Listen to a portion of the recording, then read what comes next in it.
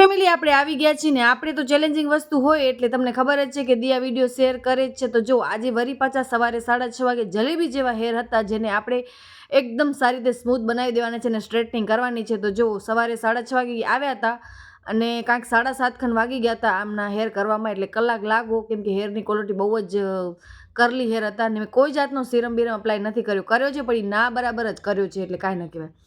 બસ એમને કર્યા bye bye ને પછી બહારની હાલત જોઈ તો આ લેલા મજનુ બે બોલતા નથી તો મેં હાલો મેં ક્લિપ લઈ લઉં. પછી નાયા ધોયા કર્યા, ઘરના વાસી કામ પતાયા કર્યા, પોતપોતાના બધાય કામ કરતા હતા. મારા જેઠીએ કાંઈક કામ કરે, તનુભાભી એનું કામ કરે, મેળાવાની રાણી એનું કામ કરે, પણ મેળાવાની રાણી તો ખબર નહીં શું જ બનાવ્યા રાખતા હતા. મેં તો તમે તમારા કામ કરો ને હું મારો નાસ્તો કરું. તો જો કાલે મેં આ કોરા મૂઠિયા હતા જે મને બહુ જ, મૂઠિયા એક એવી વસ્તુ છે ને જે મને બહુ ભાવે. પછી મારે છે ને કાલે રાતની તમારી સાથે એક રેસીપી શેર કરવી હતી.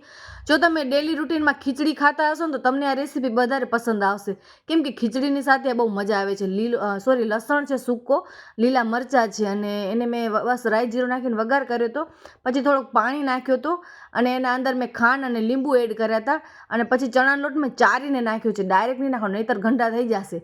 પછી આ જુઓ ફાઇનલી મારી રાતની રસોઈ તો મેં મરચાં બનાવ્યા હતા, પછી મેં રીંગણાનું શાક બનાવ્યું હતું, ખીચડી બનાવી હતી અને આ વઘારેલી ખીચડી છે જે મેળાવાની રાણી બનાવી હતી. પછી બધાએ બેસીને જમ્યા. આજે ત્રીજી ફેમિલી અમારી નથી જેમ કે તનુ ભાભી, કેમ કે એમને આજે બહાર જવાનું હતું તો મેં કીધું ઠીક છે ચલો આપણે જ બધા જમી લઈએ અને આ હતું અમારો રાતનો ડિનર. ચલો વિડીયો સારો લાગે તો લાઇક્સ એન્ડ સબસ્ક્રાઈબ.